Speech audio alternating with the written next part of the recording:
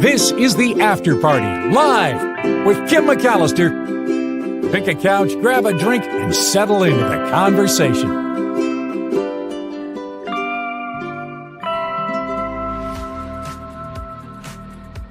Hey everybody, it is Hide in Your Cave Monday on After Party Live. Thank you for hanging out and being here, and thank you for your patience today as I work to get the show started.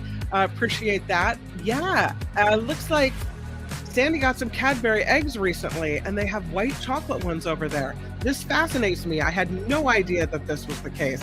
So look at that. I love the conversations that you guys have before this show. I love that everyone's just kind of hanging out and chit-chatting about everything. Gordon saw a show about mummies yesterday on the Science Channel. You know how I love a good mummy, Gordon, so I have to look that one up. Absolutely. Oh, spa weekend in Santa Barbara, place I mentioned on the North Coast. There's a great spa at the Bodega Bay Lodge, I think it's called, and it overlooks, they have this kind of pool and hot tub area that overlooks the ocean. And it's so beautiful, and the coast has all kinds of wildflowers above the kind of like, it's this area that overlooks the wildflowers, that overlooks the sand, that overlooks the ocean. Really, really beautiful. And then they have a spa building right next to it. So the Bodega Bay Lodge is always a good choice for that. Where is my cave? We'll get to Hide in Your Cave in just a minute, unless you guys want to do it at the beginning. We can do it. You want to do it at the beginning? All right. I think that's all right. Let's do Hide in Your Cave Monday, because there's a lot of stories out there that would make one want to hide in one's cave. It's been a heck of a weekend, from the sponsorship of the egg roll to everything else. It's crazy. I know we don't talk politics, so I won't go into all the craziness, but I will say, yeah, there's some pretty cool caves in the world. And I thought maybe we would take a look at this cave. It is in the Midwest. It's called the Bluff Dwellers Cave. And it almost looks constructed in a way. Here's a picture of it. Yeah, this is called the Bluff Dwellers Cave. And you can see the rock formations there. It looks like a Hershey's Kiss in the background. But I thought this one was pretty cool. This is an amazing adventure. You'll find it in Noel, Missouri. It's a rare gem lost in the Ozark region of Missouri. This cave, with a very long history in the area, dating back more than 5,000 years, when the Paleo Indians used this cave as shelter. A tour through Bluff Dwellers Cave, they say, is as educational as it is beautiful. It almost looks like it was constructed, doesn't it? The striations in the rock look too perfect. There's a 1-hour guided tour. You can hear the history of the cave, learn about different mineral formations in Bluff Dwellers Cave. And again, it is in Noel, Missouri. How about we go to Talking Rocks Cavern? This one was apparently, there's the picture of it. I mean, how cool is that? It looks kind of dark and creepy and mysterious, doesn't it? Very tall cave. Talking Rocks Cavern was discovered in 1883 by rabbit hunters in this area. It is also in Missouri. In 1921, it was open to the public, and since then, people have been flocking to Talking Rocks Cavern. It has been referred to as Missouri's most beautiful cave. And they say that's an honor because there are more than 7,300 caves in the state. But it has an hour-long walking tour. You go on this vertical descent into what's called a subterranean wonderland, world-class formations. This is in Branson, West, Missouri. So, kind of interesting. You gotta love a cave where you can take a car ride through it. Look at this one. Take a little tour, take a little buggy tour on your cave tour. Wow. That's pretty cool. This one's called Fantastic Caverns. It's a 55-minute cave, and it's America's only ride-through cave. You get in a Jeep drawn tram with an expert guide, and they take you down there, and the path follows an ancient underground river. You get an up close look at cave formations and rock formations that have been formed over millions of years. Tour guides explain the origin of the cave and the formations, including stalactites, stalagmites, columns, soda straws, flowstones, cave pearls, and draperies. Wow. This is in Springfield, Missouri. So I think that's pretty cool. Here's another one in Missouri. Who knew Missouri had so many caves? I had no idea. Ooh, this one's kind of cool. Look at all those formations there. This is called Marengo Cave. They do walking tours, a 40-minute tour, winding through these formation-filled rooms and huge flowstone deposits. They'll take you past Dripstone Trail. You'll see soda straws, totem pole stalagmites, and a penny ceiling. I don't know what that is. They say there's 2 tours and they're both amazing. The cave offers 5 different wild cave tours where you can explore sections of the cave very few people will ever see. Walking, crawling, scrambling through narrow passages. If that's your bag, this is in Marengo, Indiana. Here's a really cool formation. This is in Minnesota and it's called the Niagara Cave. Check this one out. What is that? Yeah, that's the Niagara Cave. It's on Minnesota's southern border. It is in Harmony, Minnesota, and again, discovered in 1924 when 3 pigs fell into a sinkhole. After spending almost a decade exploring it with candles and lanterns, the cave was opened to the public in 1934, an instant hit with tourists, and it remains so now. 30,000 visitors a year head to Niagara Cave. It is consistently rated as one of the top 10 show caves in North America. Do you know we had show caves? Yeah, we do.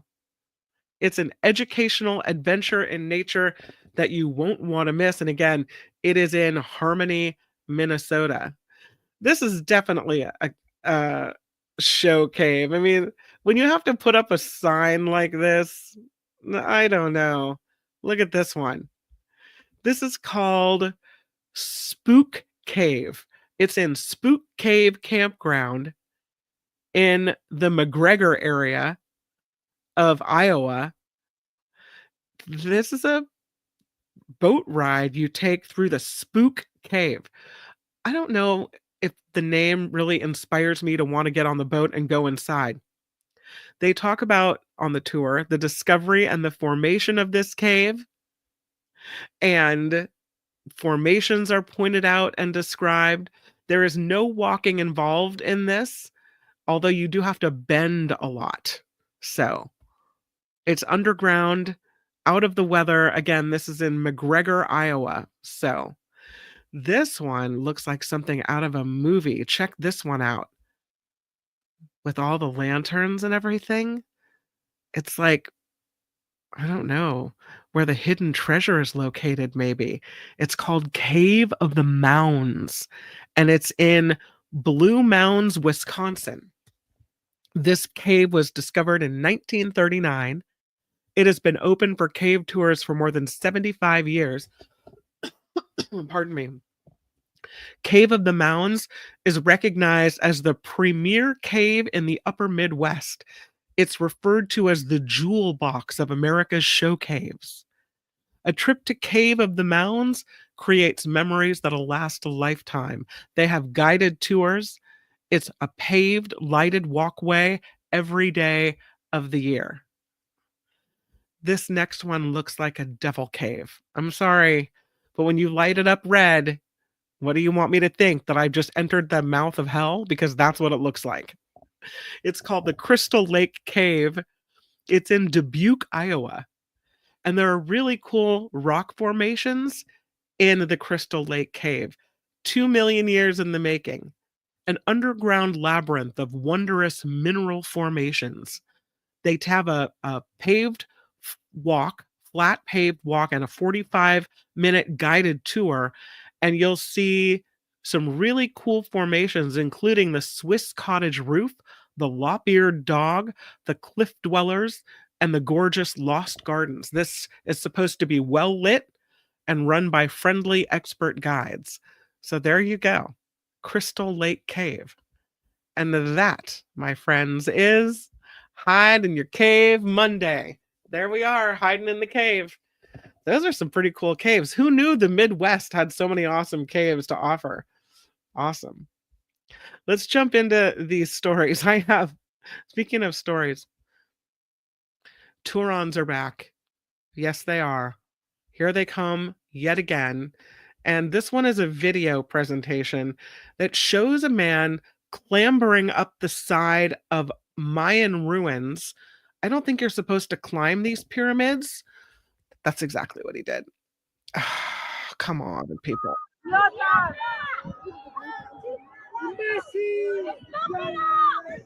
Locals not happy that this is happening. They're yelling at him not to do it.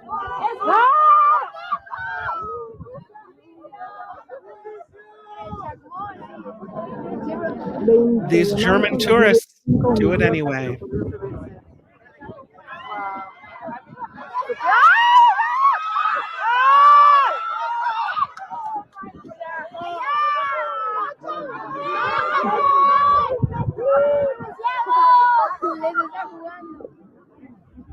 Yeah, looks like it didn't end well for them. The security guards went up. They got this German tourist.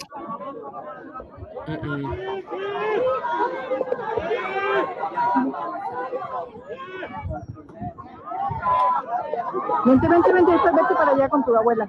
¿Dónde estábamos? Córrele.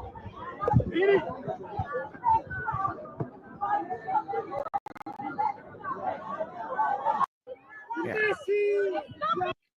So that's the way that went. Not well for that guy. But that's what happens when you're a Turon. Not cool. This German tourist decided that he wanted to climb up this Mayan ruin. And again, as you saw noted there, that's been forbidden since 2008 as a way to preserve the ruins in this area that were getting trampled on by tourists. So not what you want to do. So members of the public, very upset, yelling at this man, don't do it. And finally, the security guards had to run up there and get him. So, Turon. I mean, I'm in a way, I'm glad it wasn't an American, but it's just so frustrating. We see time and time again the new rules that have to be put into place. I'll take the audio down. The rules that have to be put into place about, limiting the number of tourists, making sure that there are rules in place so that our beautiful hotspots, tourist hotspots, don't get wrecked by all the people that just come and have no regard for what they're seeing and no respect for it either. It's just really frustrating. So, thanks, German tourist. Awful.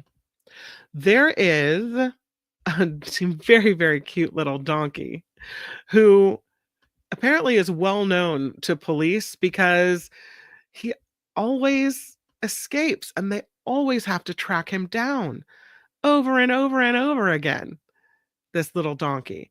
But he's kind of easy to catch because he loves mints. Could be he's trying to escape because he knows mints are coming his way when he does. This donkey is back where he needs to be, but police in England's West Midlands wrangled him by bribing him with mints. The donkey was reported to be causing traffic on roadways in this neighborhood. They call him Ned the donkey, and they had to bribe him with mints. They say Ned is a repeat offender, and he's known to police from his previous escapes. Here's the quote. He's a cheeky one, and he'd escaped from his field before. He was causing a nuisance on the roads for motorists, so our officers had to find him and take him back to his field. He loves mints, and once he had chomped down on one, he was braying for more, and he was happy to come back with us.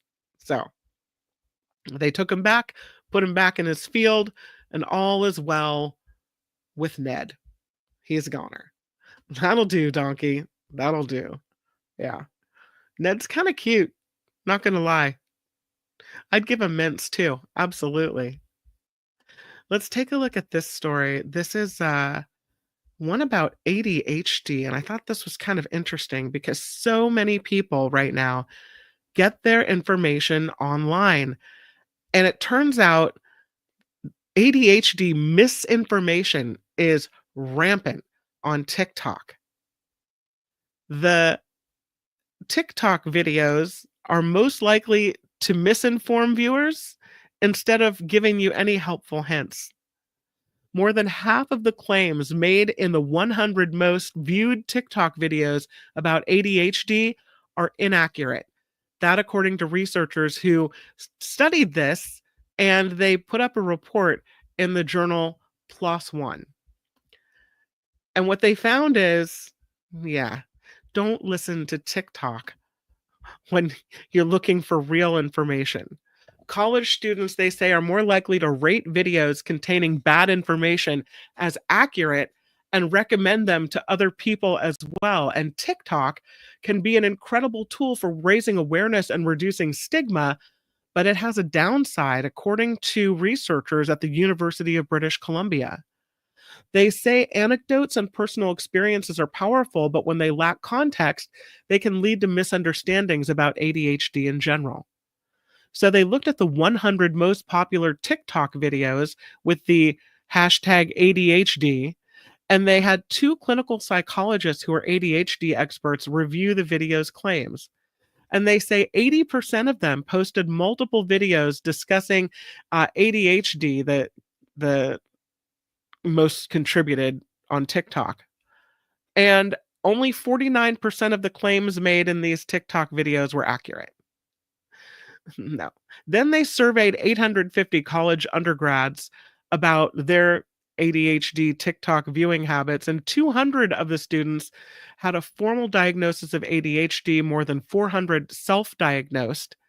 The students, either formally or self diagnosed with ADHD, watch these videos on the subject more often than those without ADHD. And they say the more ADHD related TikToks a young adult watched, the more likely they were to overestimate how often symptoms occur in the general population and how severe the symptoms are. They say it could lead some viewers to misattribute normal behaviors to those better explained by other conditions to be signs of ADHD, which, according to researchers, complicates an already challenging differential diagnosis and treatment process. So, just because you think you see something on TikTok and you're like, oh, yeah, that's totally me. No, really, it might totally not be you. Imagine walking along, boom, you find this thing. It's an old bracelet. What kind of bracelet? A Viking era bracelet. The passerby walking along in Sweden, boom, found it in a wetland area on the island of Åland. This find, though, is drawing attention because of its unusual composition. They say most Viking era bracelets were either silver or bronze, and this one is made of iron, which is a little bit more uncommon. It's also cool looking. I can't even imagine. And then you probably have to give it up to be studied, and I just want to keep it. Yeah. This is really rare, this type of iron bracelet. The archaeologist who's studying it, his name is Carl Oskar Erlendsson. He sounds like a Viking himself, right? He said one of the 1,000 Viking bracelets in Sweden's National Historical Museum, of all of the 1,000, only 3 are made of iron. There have been other findings in this area, but no comparable examples of this particular type of iron bracelet. It has an open-ended C shape with both ends sculpted into animal heads. The length of the bracelet adorned with a row of dots. The preservation of the iron bracelet, they say, is exceptional because its iron is corrosive, but thanks to the oxygen-poor environment of the wetland, the preservation was possible. So they think maybe this bracelet was either lost or deposited as a sacrificial offering. And now they're going back to the area where this was found with metal detectors to see if they can find more. Maybe it was a place like where you throw your pennies in the pond, you throw something valuable in, who knows? The bracelet's discovery site, Åland, is Sweden's second largest island. It was significant trading hub during the Viking Age, surrounded by the Baltic Sea, strong connections to the south and the southeast. And this bracelet find is adding to Åland's archaeological history and giving us some more information about Viking Age practices and their material culture. So it's being analyzed by experts, but that's cool. Just kind of want to wear it around. It turns out there are people that can live on little sleep and they can do just fine. They're called short sleepers. Short sleepers are people that cruise by on 4 to 6 hours of sleep a night, and they don't seem to suffer any ill effects. Most normal to get 7 to 9 hours of sleep of night, right? Sometimes if you get anything less than that, you have health effects, memory problems, heart disease, weakened immune system, all of these things for not getting enough sleep. But there are rare people who consistently get really little amounts of sleep, and they don't seem to be really affected by it. Natural short sleepers, genetically wired to need only 4 to 6 hours of sleep a night. And that has scientists wondering if it's the quality of your sleep, not the quantity of your sleep that matters. So, what are these people doing differently? Scientists say we don't really understand what sleep is, let alone what it's for, which is pretty incredible given that we sleep about a third of our lives away. This from a neurologist at UC San Francisco. Scientists once thought sleep was really little more than a period of rest, like powering down a computer in preparation for the next day's powering back up. But today, we sleep less than 5 hours a night, and most of us, a historically high number of adults in the US, sleep less than 5 hours a night. It's this process, though, that we don't necessarily want to cut short, because scientists say that during our sleep time, our bodies and brains are replenishing energy stores, flushing out waste and toxins, pruning synapses, consolidating memories. And so that's why sleep deprivation, especially if it's chronic, can have serious health consequences. The two models of sleep, though, are very interesting. They say that we've always known that there are morning larks and night owls. Most people fall in between that. And they've always known that there are short sleepers and long sleepers, and most people fall in between that. They've been out there, though, and the reason they haven't been recognized is that generally these people don't go to doctors for this. But there's a human geneticist and neuroscientist at the University of California, San Francisco, UCSF, that was introduced to a woman who felt her early sleep schedule was a curse. She naturally woke up in the wee hours of the morning when it was cold, dark, and lonely, she said. And her granddaughters inherited the same sleep habits. So the researchers pinpointed a genetic mutation for this type of early morning riser. And after they published their findings, thousands of early risers came out of the woodwork. One family, though, didn't fit this pattern. Their members woke up early, but they didn't go to bed early. And they still felt refreshed after only about 6 hours of sleep. These were the first people identified with familial natural short sleep, which is a condition that runs in families like other genetic traits. It's a mutation in a gene called DEC2. So they checked it out in mice, and they showed that these animals need less sleep than their litter mates. They found one of the gene's jobs is to help control levels of a brain hormone called orexin, which promotes wakefulness. Interestingly, the orexin deficiency is a leading cause of narcolepsy, which is a sleep disorder, of course, marked by episodes of very sleepy times during the day. But in people with short sleep, orexin production appears to be increased. Isn't that interesting?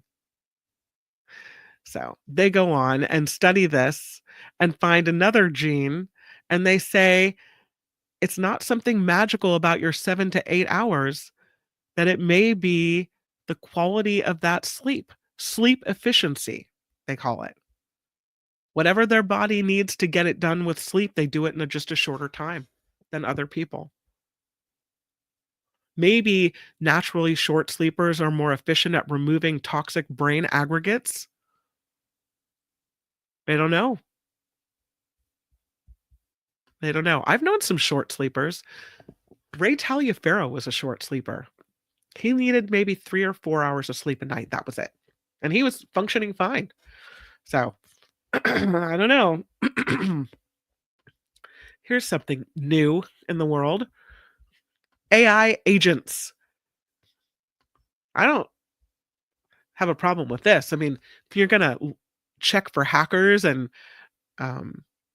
try to look at patterns online, why not use AI to do it? This is a plan by Microsoft.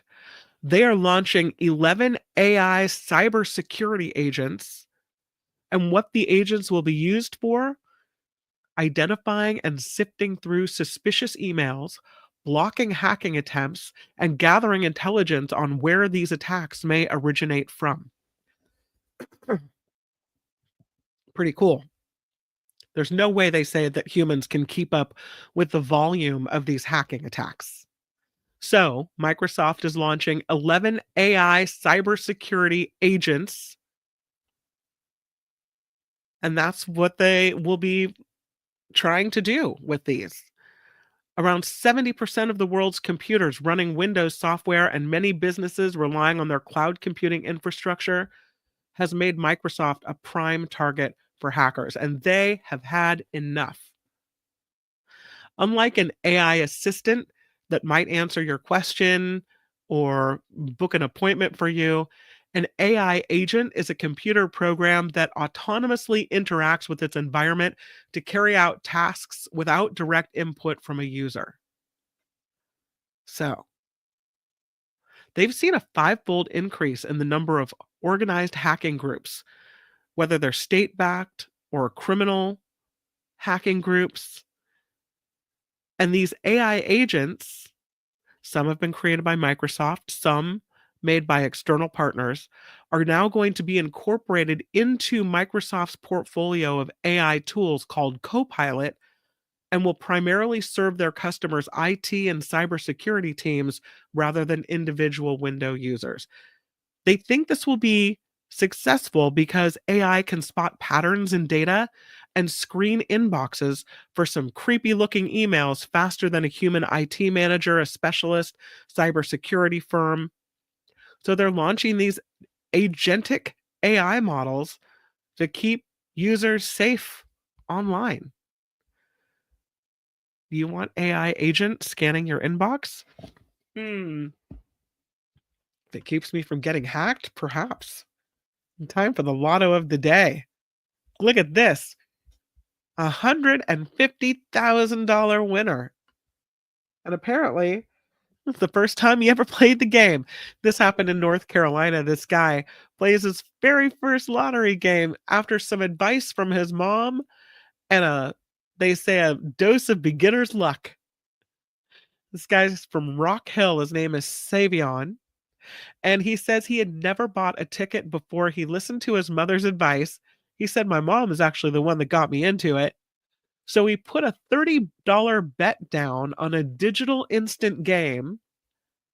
On his very first attempt, he said, it was my first time playing any lottery game, and he wins $150,000. What will he do with the winnings? Savion's going to trade school, and he's going to use that money to pay for partly to pay for school. He's going to learn welding. So he said this is completely a blessing. And now he's got school paid for. So that's pretty cool. Here's one more for you. This next one is about taking a trip to get new tires. Need some new tires on the car. And you think, yeah, let me get the picture there. I might as well buy a lottery ticket while I'm out getting the new tires. I mean, I'm here. Might as well do it. Turned out to be very successful for this man. His name is Paul, and his tire trip turned out to be quite lucrative. There he is. Yeah. He's from Virginia. He said a trip going to replace the tires on his vehicle led him to win $250,000.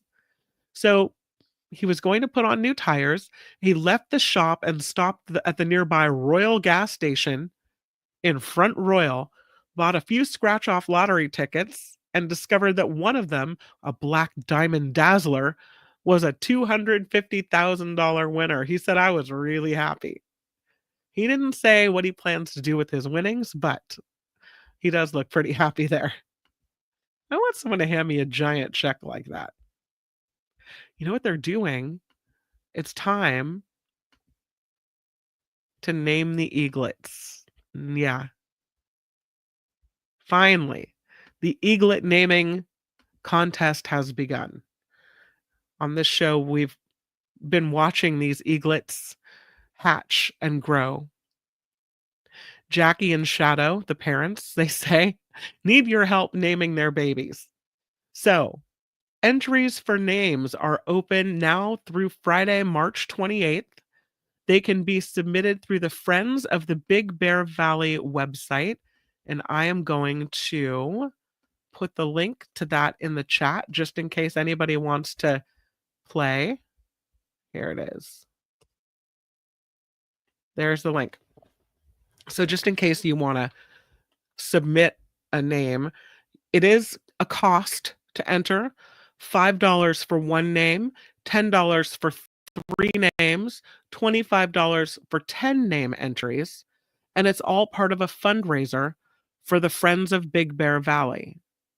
It's a nonprofit that streams this cam that we've been enjoying so much without advertisements, and they rely on donations, including the money they make from the naming contest. They do ask that you keep your names gender neutral because they don't know the gender of these eaglets. They also want it G-rated. They don't want explicit or derogatory language, or they're just going to kick out that submission. They don't want that at all. And then, and it's not based on whether they're good or not, a computer will randomly select a final list that will be sent to students at Big Bear elementary schools, and then they will choose the honor. Usually they give the choice to a local 3rd grade class. But because last year the eggs didn't hatch, and the year before the eggs were eaten by ravens, the final names will be chosen by the 3rd, 4th, and 5th graders because some of those kids didn't get a chance to choose. The kids will vote by secret ballot on April 1st, and the winners will be announced later that day on Facebook, Instagram, and YouTube pages for the Friends of Big Bear Valley.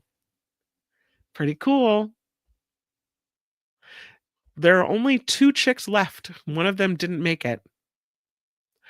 And they aren't sure which one. They named the chick that died Misty in honor of one of the Big Bear Valley volunteers who passed away. So it's the naming of the 2 chicks that are still living. I think that could be kind of fun. And what a great way to raise money for Friends of Big Bear Valley. Yeah. Name him, says B.A. Henry, after the baby chicken hawk from Foghorn Leghorn. Well, you have to log in and pay your money and put it in. Maybe they'll like it. And another Bertie McBird face. Yeah. My entry's going to be Mark and Kim. Oh, that's cute. That's pretty funny. Yeah, no, Lephidian, we don't know. We don't know. They have to run a test or wait till they get bigger. so that you can kind of see the genetic differences or the gender differences. Yeah, the third one's gone. Confirmed that it died. So it's over. Party over for that little one. But there are still 2, and that's good, right? Yeah, I think. Okay, can we talk about the first Roman aqueduct in Slovakia? And this is just such a random, weird story, right? Oops. I think I messed this up. Yeah, I messed it up. Oh well. Um, but I do have the story. This is the first Roman aqueduct discovered beneath a manor house. Kind of interesting and cool. I don't know how you miss this thing. I really don't. Because it seems like it would pique your interest. I don't know. Yeah. Here's what it looks like. I'll show it to you. Oops. I have to share it in a different way. And I'll take the little birdie down. Here's what it looks like. At least I thought I had it to show you. Here. Okay, here it is. See, doesn't that look like it's something that would attract attention? Like, what's that big split in the earth? How do we not know that this is something that is, I don't know, standing out? Finally, they figured it out. Archaeological excavations at Bratislava's Rusovos Manor uncovered this Roman aqueduct dating back to the 2nd century CE. They say it's the first of its kind in Slovakia, but it gives some new insight into the Roman era infrastructure and the settlement in this area. This Rusovos Manor is a neo-Gothic mansion from the 19th century, and it's built on the site of a 16th century manor house. This area has a really rich history. It was the site of an imperial Roman camp that formed the Roman Empire's frontier defense system on display here. The manor house and its park are currently undergoing extensive restoration work. And so while crews were excavating, an archaeological team from the Classical Archaeology Department unearthed this ancient aqueduct beneath the manor grounds. It's 100 feet long. It was constructed using stone and Roman bricks known as tegulae. The system was built with a gentle incline in the construction to convey water to an ancient building, likely a soldier's bathhouse. They haven't pinpointed exactly where the bathhouse stood. They think it was built beneath the southern wing of what is currently the manor now, the present manor. The original structure destroyed during the construction or later medieval and modern buildings, so it's long gone. But the state of the preservation of the aqueduct, that they say is extraordinary. They've documented 38 meters of this aqueduct so far. They think the Romans used 51 tons of stone and 80 tegulae. Some of the bricks bear the manufacturer's stamps. Others feature paw prints left by animals as they were left drying in the sun. There are inscriptions on some of these bricks. One of them is C. Val Const Car, which experts are thinking is the workshop of Gaius Valerius Constans, who worked in the area that is modern Austria. And it means that this aqueduct was built during the 2nd century CE and maybe functioned until the end of the century before being buried and preserved for about 2,000 years. So while it is just an aqueduct and it's in this, off the beaten path location, how cool is that? Do some excavating in this old manor house and this is what you find. I love those stories. I know it's random and it's weird, but there it is nonetheless. Crazy. Well, that, my friends, is the After Party Live for today. Thank you for joining me. I do want to thank Harry who says, I'll take a tired ticket. You'll take a tired ticket because the guy was buying tires. Yeah, I get it. We'll get you a tired ticket. Hopefully we'll get you $150,000 or $250,000 like that guy. Thank you for the contribution to the After Party Live for $5. Appreciate that very much. Thank you to everyone who contributes to the show. The PayPal information is located in the show description every day and in the About tab here on YouTube. All right. I hope you have a really good rest of your day. Thank you for hanging out with me on this Hide in Your Cave Monday. I hope you enjoyed the caves of the Midwest, and I hope you go out there and make it a really great day. Bye for now, everybody. The After Party Live would like to thank the following contributors and viewers like you.